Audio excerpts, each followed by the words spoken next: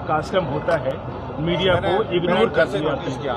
पता नहीं मैंने संदेश दिया कि उनको बोलो कि चुप आने में। आपके बिना हमारा कार्यक्रम क्या है? सर वाईएस परमार आपके कार्यक्रम पता नहीं क्यों हो रहा है सर? इस बात को sir will make it a point. ये तो आपने मीडिया कोऑर्डिनेटर रखा है सर, हम लोग को जगह मिल जाती है, अदरवाइज जो सर वाईएस परमार जी की पुण्यतिथि यहीं से शुरू करते हैं सर। प्रथम मुख्यमंत्री हिमाचल प्रदेश के प्रथम मुख्यमंत्री डॉक्टर यशवंत सिंह परमार जी की आज पुण्यतिथि और हम उनको श्रद्धांजलि देते हैं। हिमाचल निर्माता के रूप में उनको जाना जाता है और बहुत बड़ा उनका योगदान हिमाचल के लिए रहा है। और हमने आज के इस दिन बहुत पवित्र कार्य की शुरुआत की और वो पवित्र कार्य की शुरुआत ये कि जो हमारे पेंशन के दायरे में, सामाजिक सुरक्षा पेंशन के दायरे में हमने बढ़ोतरी की। 60 साल के ऊपर सभी बुजुर्गों के लिए पेंशन का प्रावधान और वो भी बढ़ी हुई दरों के साथ, जो हमने आपके बजट में जिनकी घोषणा की है उसके साथ।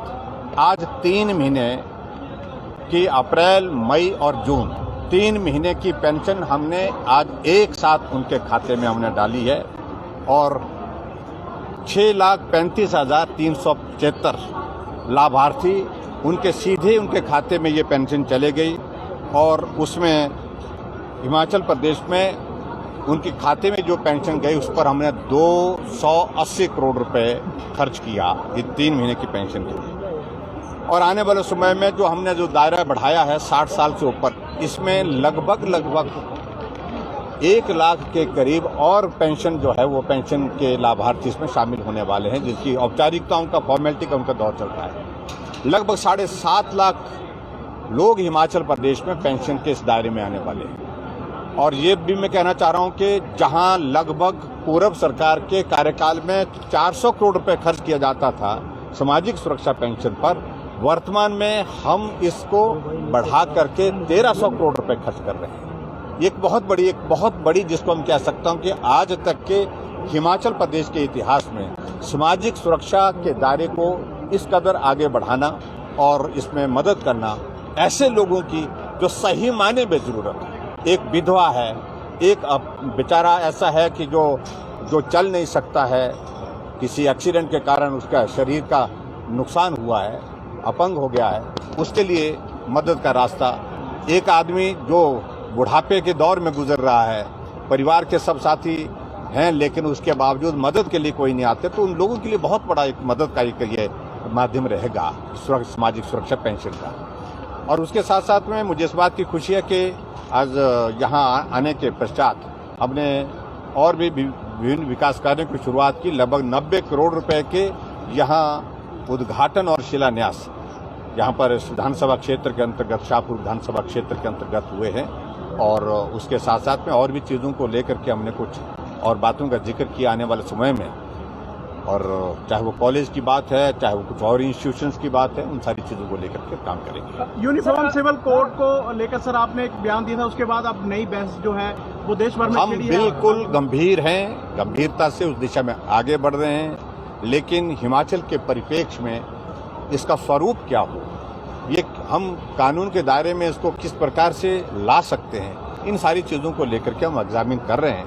और जब भी ये दौर पूरा होता है तो उसको आगे बढ़ करके क्या लगता है सर, मुस्लिम समाज का जो सहयोग है इसमें मिल पाएगा? मुझे लगता है कि उनके लिए बुरा कुछ नहीं है इसमें, और खास तौर से मैं समझता हूं कि मुस्लिम महिलाओं के लिए तो ये सम्मान का विषय है, जिनको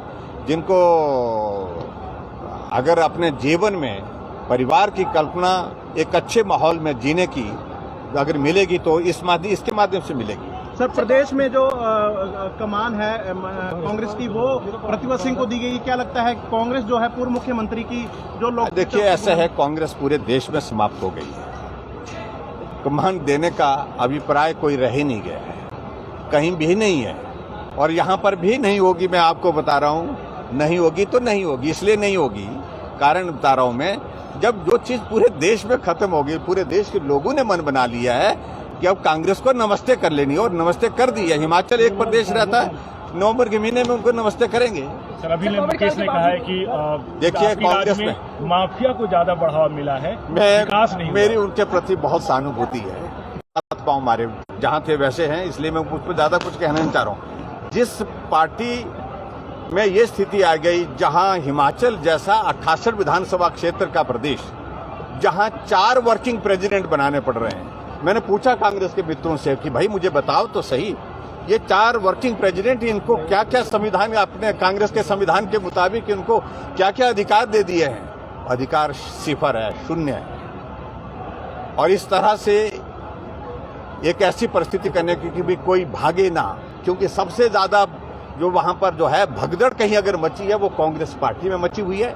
और कांग्रेस पार्टी से लोग जा रहे हैं, कोई इधर आ रहा है, कोई उधर जा रहा है। तो इसलिए उनको संभालने के लिए, समेटने के लिए उनको इस तरह के उनके जो है वो पद दे करके प्रयत्न किया जा रहा है ताकि उनको रोका जा सके। तो उनको जितना मर्जी रोकिए, लेकिन कांग्रेस जब चुनाव के दौर में प्रवेश करेगी तो उसमें उनको कोई लाभ नहीं होने वाला। सर, सूखे की स्थिति, क्योंकि काफी पहले गर्मी आ गई है और आग की घटनाएं भी लगातार बढ़ रही हैं, ऐसे में सूखे की स्थिति से निपटने के लिए सूखे की स्थिति चिंताजनक है। सूखे की स्थिति चिंताजनक है। सभी डिप्टी कमिश्नर्स को और उसके साथ साथ में हमारा जल शक्ति विभाग है, उन सब से इस बात के लिए सारी चीजों को लेकर के कहा है। और खास तौर से जो जंगलों में, फॉरेस्ट डिपार्टमेंट को जो हमने कहा है कि जंगलों में आग, और उसके लिए मैं विशेष तौर से निवेदन में करना चाहूंगा आपके माध्यम से पूरे हिमाचल प्रदेश की जनता से कि जंगलों में आग के लिए लोग अपनी भी जिम्मेवारी इसको सुनिश्चित करें। अगर कहीं आग लग गई है उसको बुझाने में मदद करें, और कहीं जगह ऐसे भी देखने में मिलता है कुछ लोग शरारत के तौर पर आग लगाते हैं, उनको रोकने की भी कोशिश करें, उनको पहचानने की, उनके खिलाफ कार्रवाई भी करेंगे। लेकिन मैं इतना जरूर मानता हूं कि सूखे का स्पेल बहुत लंबा हो गया बारिश न होने के कारण, इसलिए पेयजल योजनाएं भी प्रभावित हो रही है आंशिक रूप से, और उसके साथ साथ में आगजनी की घटनाएं बहुत ज्यादा बढ़ रही है।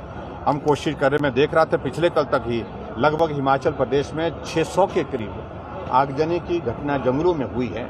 नुकसान हुआ है, हमारी जंगल की हमारी प्रॉपर्टी को नुकसान हुआ, पर्यावरण को नुकसान हुआ है, और जंगली जानवरों के लिए भी जो हमारे प्रजातियां हैं, पशु है, पक्षी है, जो जानवर इस प्रकार से जंगल में रहते हैं, उनको भी बहुत बड़ा नुकसान है। सर, देहरा में सब्जी मंडी नहीं मिलने की वजह से वहां के विधायक ने कृषि मंत्री और कार्यकर्ता पर अभद्र भाषा का प्रयोग किया, क्या कहेंगे? चलो वो मैंने पूरी जानकारी ले रहा हूँ। कोविड काल में सरकार ने जो काम किए हैं, सरकार का दावा ये भी है कि नूतन भविष्य की इस तरह के काम, और नो डाउट बहुत सारी ऐसी योजनाएं हैं जो ऐसी हैं। बावजूद इसके सवाल ये उठ रहा है कि महंगाई और बेरोजगारी, ये विपक्ष भी इसको मुद्दा मान के चल रहा है, और नई जो पार्टियां आ रही हैं एडजस्ट करने की कोशिश कर रही है वो भी यही मुद्दा बना के चल रही है। जनता भी कहीं ना कहीं ये बात है। स्वाभाविक रूप से विपक्ष वाले तो मुद्दा कुछ न कुछ तलाशने की कोशिश कर रहे हैं, और उनकी कोशिश है कुछ मिले जिस पर वो बोले। थोड़ी कोशिश कर रहे हैं, मैं उम्मीद में हूँ, पूरा भरोसा है, पूरा विश्वास है आदरणीय प्रधानमंत्री नरेंद्र मोदी जी के नेतृत्व में अब हम कोविड से पार हो रहे हैं, महंगाई से भी हो। सर, हाल ही में प्रधानमंत्री के साथ बैठक हुई, तमाम मुख्यमंत्री मौजूद रहे, वैट को लेकर काफी कुछ चर्चा हुई ताकि पेट्रोल और डीजल में कमी आए। अभी इस सारे विषय पर बातचीत नहीं हुई, अभी तो सीधे एक ही विषय पर बातचीत हुई है। और अभी जो दिल्ली में जो बैठक हुई है वो जो चीफ जस्टिस और चीफ मिनिस्टर्स की कॉन्फ्रेंस थी जिसमें प्राइम मिनिस्टर आए थे, लेकिन जो पीछे जो कोविड के सिलसिले में जो बैठक हुई है उसमें हमने हिमाचल प्रदेश में तो हमने केंद्र सरकार के साथ चर्चा करने के बाद जो निर्णय लेना था, हमने वैट में कमी कर दी है, और जिन राज्यों ने नहीं किया उनको करना चाहिए। Thank you. हमसे जुड़े रहने के लिए हमारे YouTube चैनल को सब्सक्राइब करें और नई वीडियो की नोटिफिकेशन के लिए बेल आइकॉन को दबाएं। अगर आप ये वीडियो Facebook पर देख रहे हैं तो लाइक जरूर करें और ज्यादा से ज्यादा शेयर करें। इसी तरह के और भी अपडेट्स के लिए फॉलो करें हमारा Instagram पेज himachal.kshri।